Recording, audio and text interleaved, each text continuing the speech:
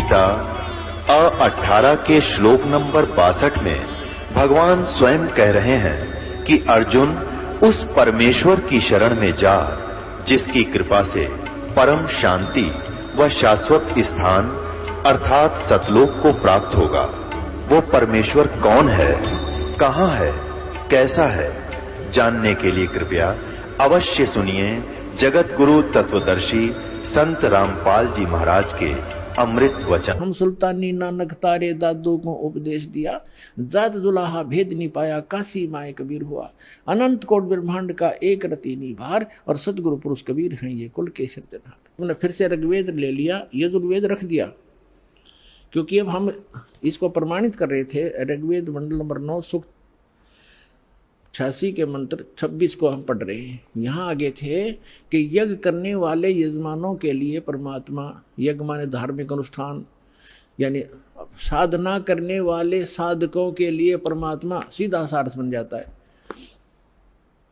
सब रास्तों को सुगम करता हुआ, यानी उनके विघ्नों को, संकटों को मर्दन करता है, उनको पवित्र करता हुआ और अपने रूप को सरल करता हुआ वह कांति में परमात्मा कबीर देव लिखना था यहाँ पर। कबीर देव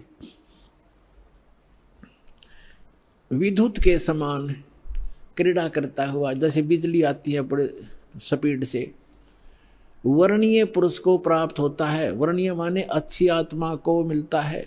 यहाँ देखो 27 में क्या कहा, वो कहाँ रहता है वो परमात्मा? जो परमात्मा ध्युलोक के यानी तेजो में लोक के तीसरे पृष्ठ पर रहता है, तीसरे पृष्ठ पर विराजमान है। अब यहाँ दो कंसेप्ट तो कति क्लियर हो गए। वो परमात्मा ऊपर के लोक में रहता है, ध्युलोक के यानी तेजो में लोक के भी तीसरे स्थान पर। वहाँ 3 पार्ट है सतलोक के। ऊपर के जितने लोक हैं उनको 3 विभागों में बांटा हुआ है। तो उनके सबसे ऊपर के लोक में बैठा हो परमात्मा। और वहाँ से अब आगे दिखाते हैं, बिजली जैसी गति से आता है, जैसे बिजली 1 सेकंड में पहुंच जाती है, और अच्छी आत्माओं को मिलता है और वो वहाँ ऊपर रहता है। और अब देखो ऋग्वेद मंडल नंबर 9 सूक्त 82 का मंत्र 1 दिखाते हैं, 1 और 2 आपको स्पष्ट कर देगा। ये देखिएगा, ऋग्वेद मंडल नंबर 9 सूक्त 82 और मंत्र नंबर इसका यहाँ 82 यहाँ से शुरू होता है। इसका मंत्र 1 है ये रहा। इसमें है कि वो अमर परमात्मा, सोम माने सर्वोत्पादक प्रभु, सबकी उत्पत्ति करने वाला परमात्मा, प्रकाश रूप सद्गुणों की वृष्टि करने वाला, पापों का हरण करने वाला। महर्षि दानंद कहता भगवान पाप नाश नहीं करता, और वेद कहते हैं पापों का हरण करने वाला, नाश करने वाला है।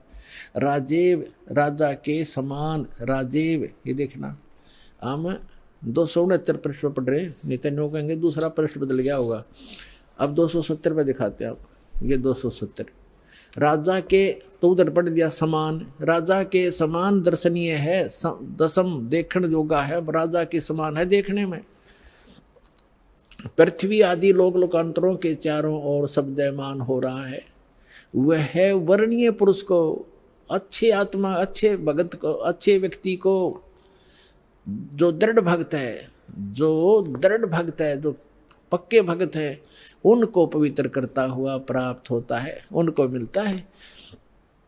जिस प्रकार विद्युत आकाशीय बिजली स्नेह वाले स्थानों को आधार बनाकर प्राप्त होता है, जैसे पहले वर्षा के दिनों में हमारे घरों में एक कांसी धातु होती थी, कांसी, उसके थाली बेले गिलास कटोरे हुआ करते थे।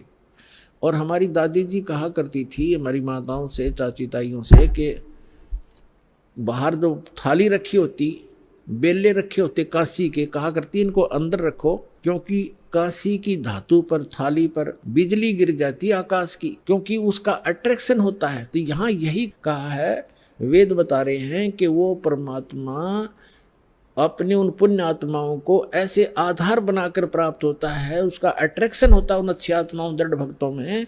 जिस प्रकार आकाशीय बिजली धातु विशेष पर अट्रैक्ट होकर उसी पर आधार बनाकर आती है, बता के कसर छोड़ दी, क्या कमी छोड़ दी वेद ने बताने में। अब आगे देखो, ऋग्वेद मंडल नंबर 9 सूक्त 82 का मंत्र नंबर 1 आपने पढ़ लिया। अब दो में क्या बताया है, किस लिए आता है वो। हे परमात्मन, उपदेश करने की इच्छा से आप, ओहो, यानी ज्ञान देने के लिए, यथार्थ ज्ञान देने की इच्छा से आप महापुरुषों को प्राप्त होते हैं। हो गया स्पष्ट कि जैसे आकाशीय बिजली आती है गतिशील होकर के यहाँ आते आप। और देखो ऋग्वेद मंडल नंबर 9 सूक्त 82 का मंत्र नंबर 3 में क्या कहा है, पवित्र यज्ञों में रक्षा से आप प्राप्त होते हैं। पृथ्वी आदि लोकांतरों में गति करते हुए, सर्वव्यापक नहीं, आप है, गति करते हुए, ये गलत लिखा है, जिन्हें अपनी सोच थोड़ी अड़ाई है। आप माने आप स्वयं गतिशील होकर विराजमान होते हैं।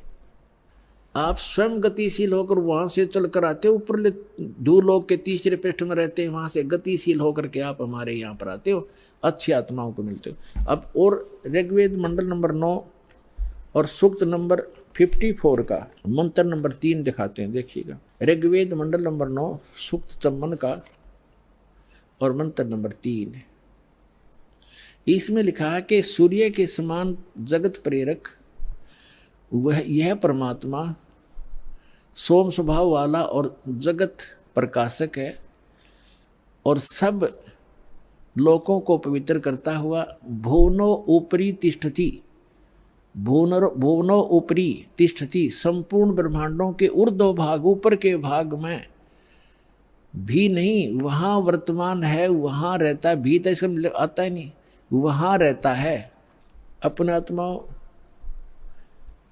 ऋग्वेद मंडल नंबर 9 सूक्त 20 और मंत्र नंबर 1 में क्या बताया है, ऋग्वेद मंडल नंबर 9 सूक्त 20 मंत्र 1 में, यो 20 मंत्र 1 में वह परमात्मा, यहाँ लिखना कबीर देव, ये कवि नहीं, ये कबीर देव, ये ऊपर लिखा कबीर देव, इस रे को इन्होंने यहाँ कबीर लिखना था, कबीर देव, वो कबीर परमेश्वर मेधावी, यहाँ लिखना था कबीर परमेश्वर है, वह परमात्मा कबीर देव है, कबीर परमात्मा वह कबीर देव है जो सबका रक्षक है, विद्वानों की तृप्ति के लिए ज्ञान को देता है। विद्वान यानी वही आकर के वो ऐसा ज्ञान देता जिससे बुद्धिमान लोग तृप्त होते हैं, संतुष्ट होते हैं, और सहनशील है, संपूर्ण दुष्टों को संग्रामों में यानी ज्ञान के युद्ध में तिरस्कृत करता है, सबको पराजित कर देता है अपने तत्व ज्ञान से। अब आज इतना ही इन सदग्रंथों से हमने लेना था। अब दास सुनाएगा। आज का जो सत्संग सुनाना चाह रहा था दास, अब शुरू कर रहा हूँ उसको, लेकिन समय थोड़ा है इसलिए संक्षिप्त में बताऊंगा।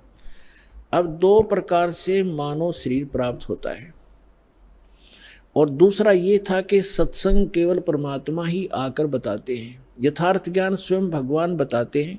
तो वो परमात्मा 600 वर्ष पहले आए थे, उन्होंने यथार्थ ज्ञान दिया, और वो अच्छी आत्माओं को मिलते हैं और उनको फिर यथार्थ ज्ञान से परिचित कराते हैं। उसके लिए परमेश्वर ने स्वयं कहा है, चारों युग में मेरे संत पुकारे, कूक कहा हम